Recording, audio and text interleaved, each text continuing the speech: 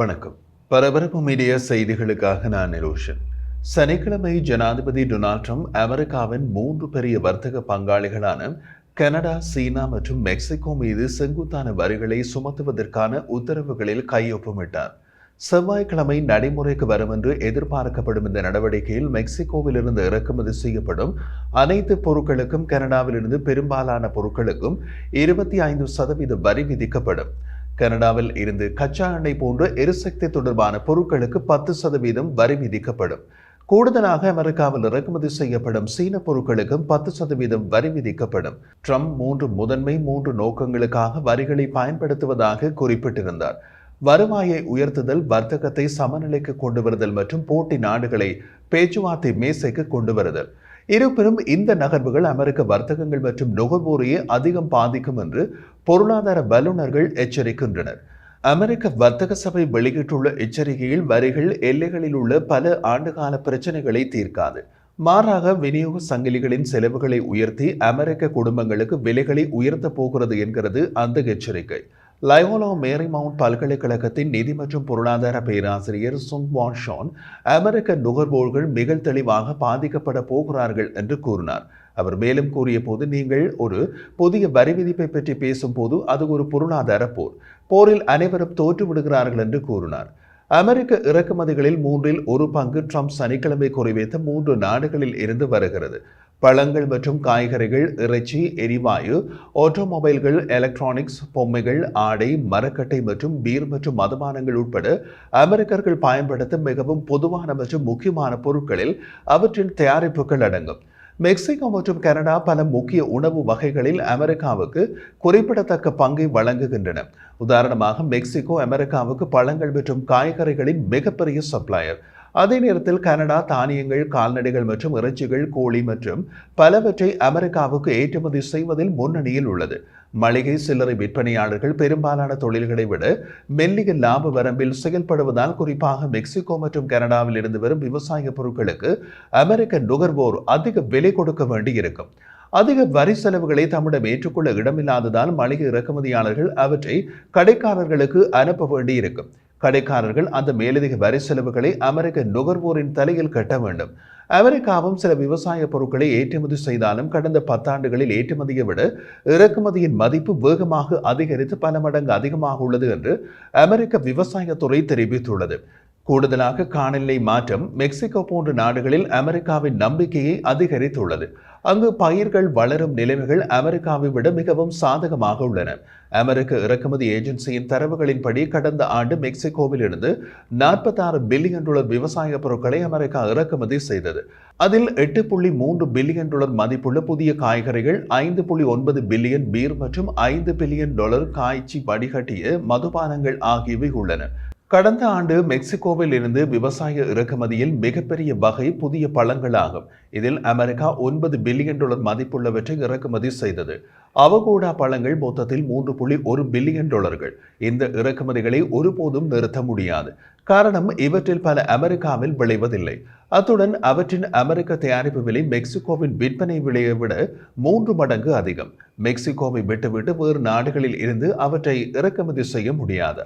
நிச்சயமாக முடியாது. காரணம், மெக்சிகோ அமெரிக்க தரை எல்லையில் உள்ளது. அதனால் இந்த விளைபொருட்கள் தரை போக்குவரத்து மூலம் அமெரிக்காவுக்கு போகின்றன. அது செலவு குறைவு. வேறு நாடுகளில் இருந்து இறக்குமதி செய்வதென்றால் விமான போக்குவரத்து செய்ய வேண்டும். அது தரை போக்குவரத்தை விட பல மடங்கு அதிக செலவு. அதனால் மெக்சிகோவை கைவிட முடியாது. அமெரிக்கா நுகர்வோர் தான் ட்ரம்பின் 25% வரி விதிப்பை கொடுக்க வேண்டும். அமெரிக்கா கடந்த ஆண்டு கனடாவிலிருந்து $97 பில்லியன் மதிப்புள்ள எண்ணெய் மற்றும் எரிவாயுவை இறக்குமதி செய்தது. இதை நிறுத்த முடியுமா? அதுவும் முடியாது. அமெரிக்க எரிசக்தி தகவல் நிர்வாகத்தின் தரவுகளின்படி கனடாவில் டிரான்ஸ்மவுண்டன் பைப்லைன் விரிவாக்கத்திற்கு பின்னர் அமெரிக்கா கனடிய எண்ணெயை அதிகம் நம்பியுள்ளது. ரஷ்ய எண்ணெய் மற்றும் எரிவாயு தடை ஒரு பக்கம் உள்ளது. மறுபக்கத்தில் கப்பல் போக்குவரத்து செலவு உள்ளது. கனடிய விநியோகம் பைப்லைன் மூலம் நடக்கிறது. இதில் போக்குவரத்து செலவே கிடையாது. அமெரிக்காவில் எண்ணெய் வளம் மற்றும் எரிவாயு வளம் உள்ளது. ஆனால் $97 பில்லியன் மதிப்புள்ள எண்ணெய் மற்றும் எரிவாயுவை தயாரிப்பதென்றால் அதற்கு புதிதாக பெரிய ஆலைகளை அமைக்க வேண்டும். அவற்றை அமைக்க 3 ஆண்டுகள் பிடிக்கும். செலவும் பல பில்லியன் டாலர் எடுக்கும். எனவே அமெரிக்க நுகர்வோரின் தலையில் ட்ரம்பின் வரி விதிப்பு போய் விழப்போகிறது. மற்றொரு காரணி ஆண்டின் நேரம். குளிர்கால தேவை காரணமாக பிப்ரவரியில் எரிவாயு பாவனை மிகவும் அதிகமாக இருக்கும். கோடை காலம் வரை ட்ரம்பின் வரிகள் அமலில் இருந்தால் பாதிப்பு அதிகமாக இருக்கும். இதன் தாக்கம் அமெரிக்காவின் நாடு முழுவதும் சமமாக உணரப்படும். பெரும்பாலான கனடிய எண்ணெய் குழாய் வழியாக மத்திய மேற்கு சுத்திகரிப்பு நிலையங்களுக்கு எண்ணெய் அனுப்பப்படுகிறது.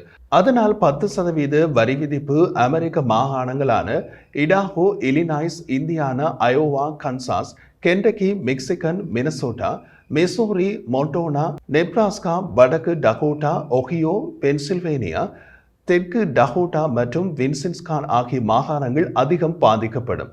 சுவாரஸ்யமாக அந்த 16 மாநிலங்களில் 12 மாநிலங்களில் பிப்ரவரியில் சராசரி சில்லறை பெட்ரோல் விலை கேலன் ஒன்றுக்கு $3 கீழ் இருந்தது. இனி அது நீடிக்காது. அடுத்தது எகோ.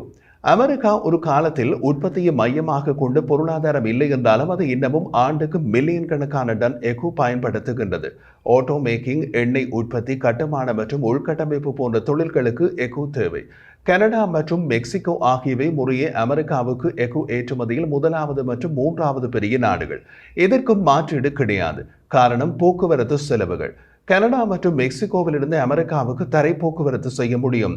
அது கப்பல் போக்குவரத்தை விட பல மடங்கு குறைந்த செலவு. அதனால் அமெரிக்க நுகர்வோர் ட்ரம்பின் 25% வரி விதிப்பை தாங்கிக் கொள்ளத்தான் வேண்டும், வேறு வழி இல்லை. பீர் மற்றும் ஆல்கஹாலுக்கு ட்ரம்பின் 25% வரி விதிப்பு எங்கே இடிக்கும்?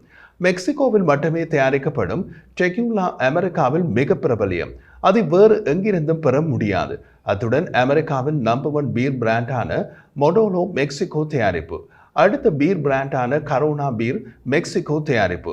சர்வதேச வர்த்தக நிர்வாக தரவுகளின்படி 2023ஆம் ஆண்டில் அமெரிக்காவின் மெக்சிகோவிலிருந்து $5.69 பில்லியன் பீர் மற்றும் $4.81 பில்லியன் ஆல்கஹால் இறக்குமதி செய்தது. 2 வகைகளும் இணைந்தால் கடந்த ஆண்டு மெக்சிகோவிலிருந்து 10வது பெரிய இறக்குமதி. இது 2017இல் 126% அதிகரிப்பை குறிக்கிறது என்று சர்வதேச வர்த்தக நிர்வாக தரவு காட்டுகிறது. அமெரிக்க பீர் மற்றும் ஸ்பிரிட் தயாரிப்புகளுக்கான முக்கிய பொருட்களான எகோ, அலுமினியம் மற்றும் தானியங்கள் போன்றவற்றை 25% வரி விதிப்பில் உள்ளன. இவை அமெரிக்க தயாரிப்பு பீர் மற்றும் ஸ்பிரிட் தயாரிப்பு விலையை அதிகரிக்கும். வீட்டு கட்டுமான மற்றும் தளபாடங்கள் அடுத்து பாதிக்கப்படும். பைன், ஸ்ப்ரூஸ், ஃபிர்ஸ் மற்றும் பிற ஊசியிலை மரங்கள் போன்றவற்றிலிருந்து பெறப்படும் சாப்வுட் மரம் அதன் குறைந்த எடை, வேலைத்திறன் மற்றும் வலிமைக்கு தேவைப்படுகிறது. இது அமெரிக்க வீட்டு கட்டுமான துறையில் ஒரு முக்கிய மூலப்பொருள். அமெரிக்கா ஆண்டுதோறும் பயன்படுத்துவதில் 30% கனடாவில் இருந்து போகிறது. மேலும் இது வெறும் மரக்கட்டைகள் அல்ல. இறக்குமதி செய்யப்பட்ட பணத்தில் 71% $456 மில்லியன் சுண்ணாம்பு மற்றும் ஜிப்சம் 2023ஆம் ஆண்டில் மெக்சிகோவிலிருந்து வந்ததாக தேசிய வீடு கட்டுபவர்கள் சங்கம் தெரிவித்துள்ளது. ட்ரம்பின் இறக்குமதி வரி விதிப்பு இவை எல்லாவற்றையும் அமெரிக்க நுகர்வோரின் பாக்கெட்டில் இருந்தே எடுக்கப் போகிறது.